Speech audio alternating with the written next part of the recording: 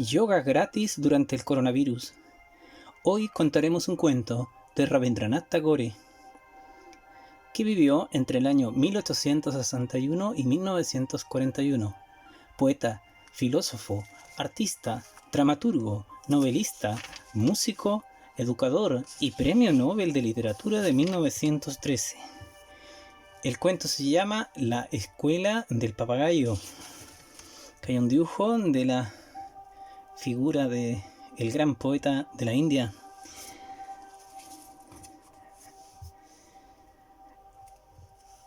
Érase una vez un pájaro muy ignorante. Sabía cantar, y muy bien, por cierto, pero jamás había aprendido a recitar nada de memoria. Solía saltar y brincar alegremente por acá y acullá, dando muestras de carecer de buenos modales.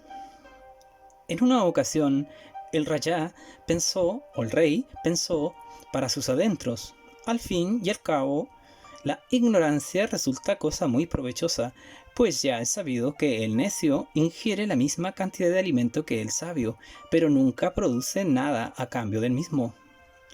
Ordenó, pues, que comparecieran ante él todos sus sobrinos, y les dijo que era necesario dar lecciones de dicción al pájaro.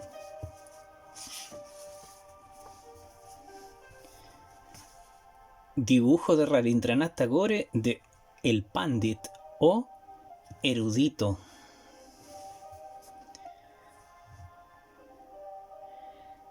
Convenido así, se recurrió a los pandits o eruditos, y estos, ya instruidos, se fueron directamente al grano.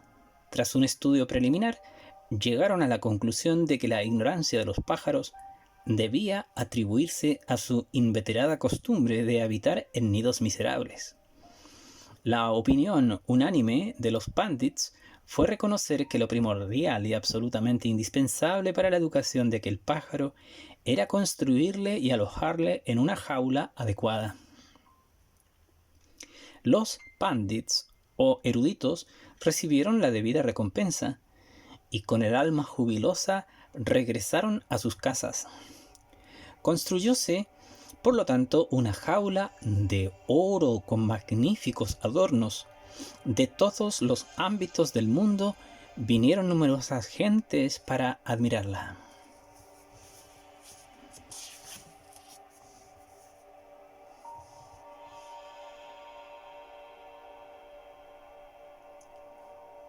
La jaula de oro.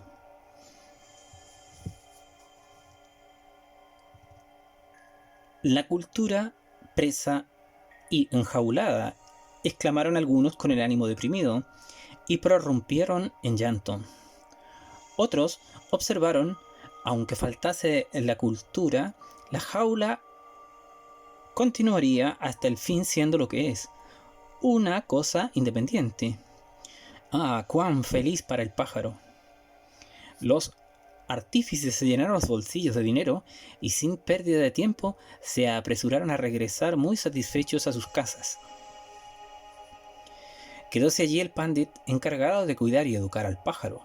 Después de reflexionar largamente, no cesando de extraer rapé de su estuche, entre el índice y el pulgar dijo: para nuestro objeto nunca sobrarán los libros de texto. Los sobrinos reunieron una gran multitud de escritores. Estos escribían libros o sacaban copias de otras copias, y amontonaron tal cantidad de papel que pronto llegó a una altura inabordable, y la gente asombrada murmuraba: ¡oh, qué inmensa torre de cultura! ¡Cuán elevada es! Su cima se pierde entre las nubes. Los escritores se apresuraron a correr hacia sus casas el corazón ligero y cargados los bolsillos. Los sobrinos, con febril actividad, se esmeraban en conservar la jaula en buen estado, y mientras limpiaban y pulían incansablemente, la gente prorrumpía llena de orgullo. Este sí que es el verdadero progreso. Había una pléyade de empleados, pero aún era mayor el número de inspectores, pero ellos y familiares de variados grados y condiciones se hicieron construir un palacio y desde entonces vivieron felices. Como en este mundo nunca faltan críticos, estos se encargaron de esparcir la noticia que alcanzó mucha resonancia.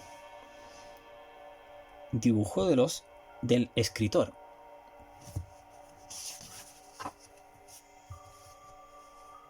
El sobrino del rey, el sobrino del Rajá.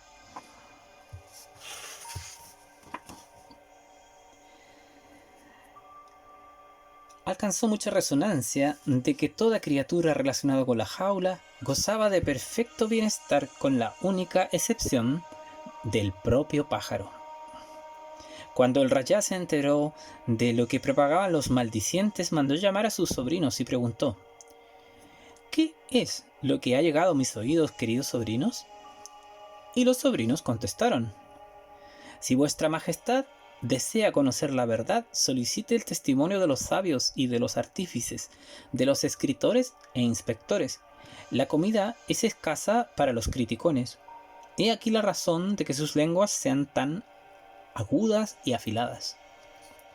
La explicación agradó tanto al Rajá, al rey, que les hizo la preciosa dádiva de ataviarles con raras y ricas joyas. El Rajá, o rey, quiso finalmente averiguar en persona la conducta de los empleados de su departamento de educación. Observaban con él, con el pájaro, y un día se presentó en la gran sala de enseñanza. El crítico. A través de las puertas llegaron a sus oídos los ruidosos sones de trompetas y gongos, de cuernos y cornetines, de tímpanos y tambores, de tantames y tamboriles, de pitos y flautas, de organillos y gaitas. Los pandits o eruditos comenzaron a cantar a voz en cuello los mantras o recitaciones sagradas, al mismo tiempo que los artífices, escritores e inspectores, así como los innumerables parientes de estos, de variados grados y condición, proferían estruendosos vítores. Y los sobrinos, sonrientes, interrogaron al Rajá: Majestad, ¿qué os parece todo esto?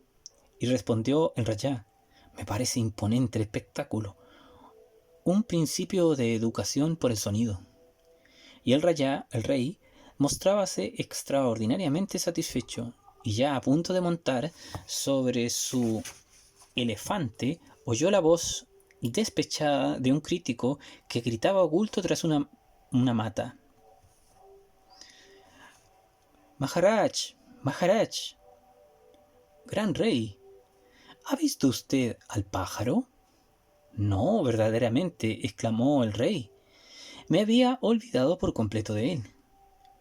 Al regresar, se preguntó a los pandits cuál era el método que seguían para la enseñanza del pájaro. Los sabios le dieron una explicación y se quedó grandemente impresionado. El método era tan genial que el pájaro, comparado con él, resultaba insignificante y ridículo. El Rajá mostrábase satisfechísimo al ver que la organización carecía de defectos aparentes. Además, no cabía esperar que el pájaro formulase la menor queja.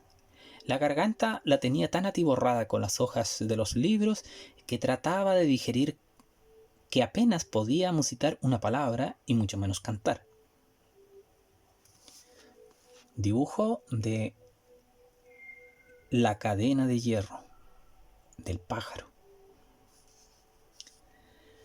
Cuando se pensaba en el resultado de esta empresa, un escalofrío recorrió el cuerpo.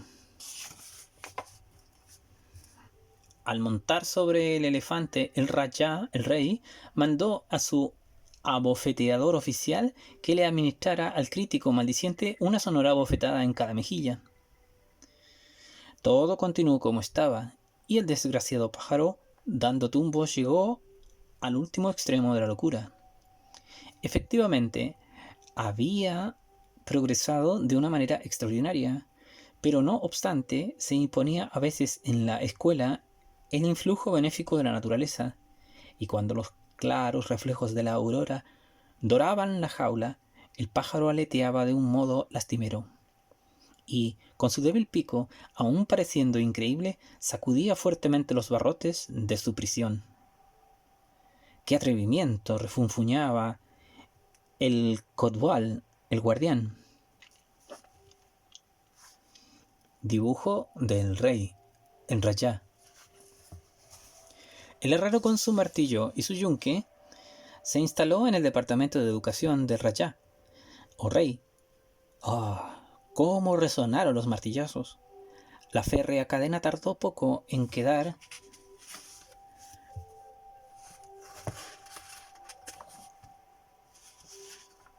ultimada, y con ella fueron sujetadas las alas del pájaro.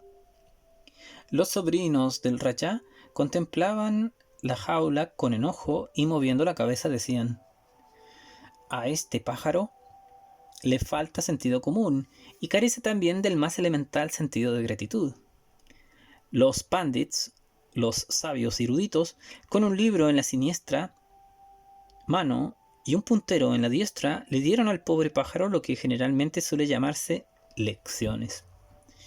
Y por su maestría en forjar cadenas y por el laborioso cumplimiento de su misión, se le dio al herrero y al guardián un título oficial que les llenaba de honores.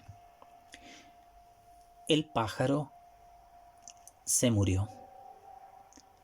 Nadie pudo saber cuándo ocurrió esto ni conocer las circunstancias del hecho. El crítico fue el primero que divulgó la noticia. El Rayá llamó a sus sobrinos y al verles postrados ante él exclamó: mis queridos sobrinos, ¿qué es lo que ha llegado a mis oídos? Y los sobrinos contestaron: Majestad, la educación del pájaro ha terminado. ¿Sabe saltar?, preguntó el rey. Jamás lo consiguió, respondieron. ¿Sabe volar? No, majestad. Traedme al pájaro, ordenó el Rayá. Trajéronle al pájaro, custodiado por el Kotwal y un grupo de sepoys o soldados y sawars o caballeros. El Rayá pasó una mano sobre el cuerpo del pájaro y únicamente crujió el relleno de hojas de los libros. A través de las ventanas llegaba el suave murmullo de la brisa primaveral que agitaba las hojas recién abiertas de los ashoka. Aquella mañana de abril era triste y desolada.